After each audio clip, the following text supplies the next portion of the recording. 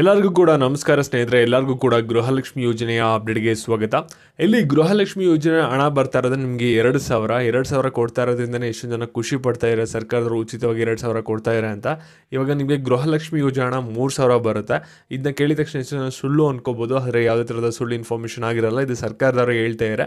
ಇಲ್ಲಿ ಗೃಹಲಕ್ಷ್ಮಿ ಯೋಜನೆ ಹಣನ ಜಾಸ್ತಿ ಮಾಡ್ತೀವಿ, 2,500 3,000 ಆಗ್ಬೋದು. ಇದು ಯಾವ ರೀತಿ ಆಗುತ್ತೆ, ಯಾವಾಗಿಂದ ನಿಮ್ಗೆ ಹಣ ಬರುತ್ತೆ, ಇದ್ರ ಬಗ್ಗೆ ಏನು ಅಪ್ಡೇಟ್ ಇದೆ ಎಲ್ಲನೂ ಕೂಡ ಈ ಒಂದು ವಿಡಿಯೋದಲ್ಲಿ ನೋಡೋಣ.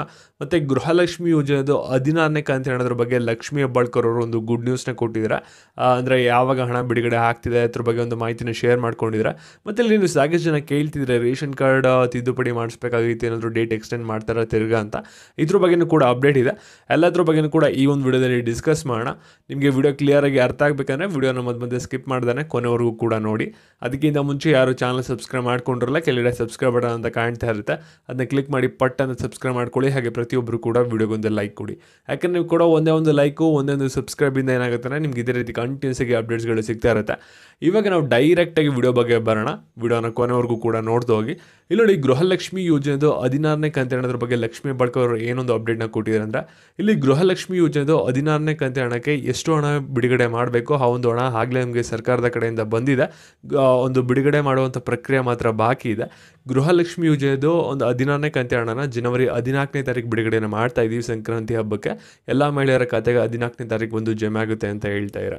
ಅಂದರೆ ಇಲ್ಲಿ 14ನೇ ತಾರೀಕು ಅಂದರೆ ನಿಮಗೆ 14ನೇ ತಾರೀಕೇ ಹಣ ಬರಲ್ಲ. ಅಂದರೆ ಕೆಲವ್ರಿಗೆ ಮಾತ್ರ 14ನೇ ತಾರೀಕು ಹಣ ಬಂದು ನಿಮ್ಮ ಖಾತೆಗಳಿಗೆ ಜಮೆ ಆಗುತ್ತೆ. ಇನ್ನೊಂದು ಸ್ವಲ್ಪ ಜನಕ್ಕೆ 15ನೇ ತಾರೀಕು ಕೂಡ ಆಗ್ಬೋದು.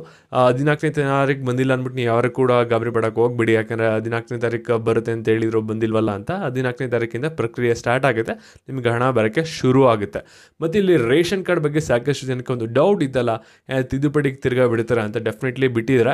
ಇವಾಗ ಡಿಸೆಂಬರ್ 31 ಲಾಸ್ಟ್ ಡೇಟ್ ಇತ್ತು ರೇಷನ್ ಕಾರ್ಡ್ ತಿದ್ದುಪಡಿಗೆ. ಇವಾಗ ಜನವರಿ 30ನೇ ತಾರೀಕುವರೆಗೂ ಕೂಡ ಟೈಮ್ನ ಕೊಟ್ಟಿದ್ದಾರೆ. ರೇಷನ್ ಕಾರ್ಡ್ ನಿಮ್ಮದಲ್ಲಿ ಏನೋ ಮಿಸ್ಟೇಕ್ ಇತ್ತು ಅಥವಾ ಏನಾದರೂ ಒಂದು ಚೇಂಜಸ್ನ ಮಾಡಿಸ್ಬೇಕಾಗಿತ್ತಲ್ಲ, ನೀವು ಜಸ್ಟ್ ಕರ್ನಾಟಕ ಗ್ರಾಮ ಬಾಪೂಜಿ ಸೇವಾ ಕೇಂದ್ರಗಳಿಗೆ ಹೋಗಿ ಅಲ್ಲಿ ನೀವು ಎಡಿಟ್ನ ಮಾಡಿಸ್ಕೋಬೋದಾಗಿರುತ್ತೆ. ಮತ್ತು ಇಲ್ಲಿ ಗೃಹಲಕ್ಷ್ಮಿ ಯೋಜನೆದು ನಿಮಗೆ 2,000 ರೂಪಾಯಿನ ಕೊಡ್ತಾ ಬಂದು ಇವಾಗ ಏನಾಗಿದೆ ಅಂದರೆ 1 ವರ್ಷ ಕಳೆದಿದೆ. ಇವಾಗ ವಿಪಕ್ಷದವರು ಸಾಕಷ್ಟು ಜನ ಟೀಕೆ ಮಾಡ್ತಾಯಿದ್ದಾರೆ. ಇಲ್ಲಿ ಸರ್ಕಾರದವ್ರು ಏನೋ 1 ವರ್ಷ ಕೊಟ್ಟರು ಗೃಹಲಕ್ಷ್ಮಿ ಯೋಜನೆ ಹಣ, ಇನ್ನೊಂದು ವರ್ಷ ಕೊಡ್ತಾರಾ ನೋಡೋಣ, ಏನೇ 2 ವರ್ಷ ಕೊಡ್ಬೋದು, ಆಮೇಲೆ ಸ್ಟಾಪ್ ಮಾಡ್ಬೋದು. ಸರ್ಕಾರದ ಬಳಿ ಹಣ ಇಲ್ಲ. ಗೃಹಲಕ್ಷ್ಮಿ ಯೋಜನೆ ಹಣ ಏನು ಕೊಡ್ತಾ ಇದ್ದಾರೆ ಮಹಿಳೆಯರಿಗೆ ಅದನ್ನ ಸ್ಟಾಪ್ ಮಾಡ್ತಾರೆ. ಯಾವುದೇ ಕಾರಣಕ್ಕೂ ಕೂಡ ಮಹಿಳೆಯರಿಗೆ 2,000 ರೂಪಾಯಿ ಬರಲ್ಲ ಅಂತ ಸಾಕಷ್ಟು ಜನ ಟೀಕೆಗಳನ್ನ ಮಾಡ್ತಾ ಇದ್ದಾರೆ.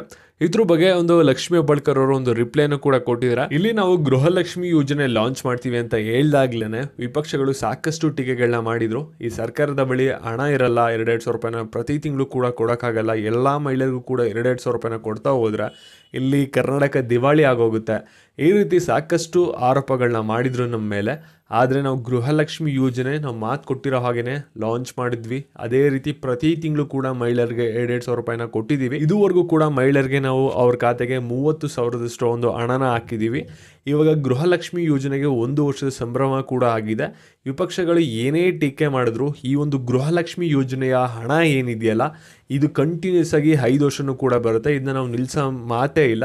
ಈ ಒಂದು ಗೃಹಲಕ್ಷ್ಮಿ ಯೋಜನೆ ಹಣ ಏನಿದೆಯಲ್ಲ ನಾವು ಪ್ರತಿ ತಿಂಗಳು ಕೂಡ ಇವಾಗ 2,000 ರೂಪಾಯಿನ ಕೊಡ್ತಾ ಬರ್ತಾ ಇದ್ದೀವಿ. 5 ವರ್ಷಕ್ಕೂ ಕೂಡ ಈ ಒಂದು ಗೃಹಲಕ್ಷ್ಮಿ ಯೋಜನೆ ಅಡಿ ಎಲ್ಲ ಮಹಿಳೆಯರು ಕೂಡ ಹಣ ಪಡ್ಕೊಳ್ಳೋದಂತೂ ಕನ್ಫರ್ಮ್. ಇದರಲ್ಲಿ ಯಾವುದೇ ಥರದ ಡೌಟ್ ಇರಲ್ಲ.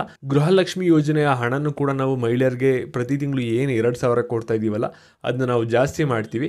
ಮುಂದಿನ ಸಲ ನಾವು ಎಲೆಕ್ಷನಲ್ಲಿ ಗೆದ್ದಾಗ ಮಹಿಳೆಯರಿಗೆ ಗೃಹಲಕ್ಷ್ಮಿ ಯೋಜನೆ ಅಡಿ ಏನು 2,000 ರೂಪಾಯಿನ ಪಡ್ಕೋತಾ ಇದ್ದಾರೆ ಆ ಒಂದು ಅಮೌಂಟು ನಾವು ಜಾಸ್ತಿ ಮಾಡಿ ಗೃಹಲಕ್ಷ್ಮಿ ಯೋಜನೆ ಅಡಿ ಮಹಿಳೆಯರಿಗೆ ನೀಡ್ತೀವಿ ಅಂತ ಹೇಳಿದರೆ. ಅಂದರೆ ಮುಂದಿನ ಸಲ ಟರ್ಮಲ್ಲೂ ಕೂಡ ಕಾಂಗ್ರೆಸ್ ಏನಾದರೂ ಅಧಿಕಾರಕ್ಕೆ ಬಂತು ಅಂದರೆ ನಿಮಗೆ ಗೃಹಲಕ್ಷ್ಮಿ ಯೋಜನೆ ಅಡಿ ಏನು ಹಣ ಪಡ್ಕೋತಾ ಇದ್ದಾರೆ 2,000 ರೂಪಾಯಿ, ಅದು 2,000 ರೂಪಾಯಿ ಆಗಿರಲ್ಲ, ಅದು 2,500 ರೂಪಾಯಿ ಆಗಿರ್ಬೋದು ಅಥವಾ 3,000 ರೂಪಾಯಿ ಆಗಿರ್ಬೋದು ಅಥವಾ ಇನ್ನೂ ಜಾಸ್ತಿ ಕೂಡ ಆಗಿರ್ಬೋದು. ಆವಾಗಿನ ಟರ್ಮಲ್ಲಿ ಅವ್ರು ಯಾವ ರೀತಿ ಡಿಸೈಡ್ ತಗೋತಾರೆ ಅದ್ರ ಮೇಲೆ ಆಗುತ್ತೆ. ಒಟ್ಟಿನಲ್ಲಿ ಇನ್ಕ್ರೀಸ್ ಆಗುತ್ತೆ. ನೆಕ್ಸ್ಟ್ ಸಲ ನೀವೇನಾದರೂ ಕಾಂಗ್ರೆಸ್ನ ಗೆಲ್ಸಿದ್ರೆ ನೀವೇನು ಮಾಡ್ತೀರಾ ಅನ್ನೋ ಕೆಳಗಡೆ ಕಮೆಂಟ್ ಹಾಕಿ. ಹಾಗೆ ಈ ಒಂದು ವಿಡಿಯೋಗೆ ಒಂದು ಲೈಕ್ ಕೊಟ್ಬಿಟ್ಟು ವಿಡಿಯೋನ ಎಲ್ಲರಿಗೂ ಕೂಡ ಶೇರ್ ಮಾಡಿ. ಧನ್ಯವಾದಗಳು.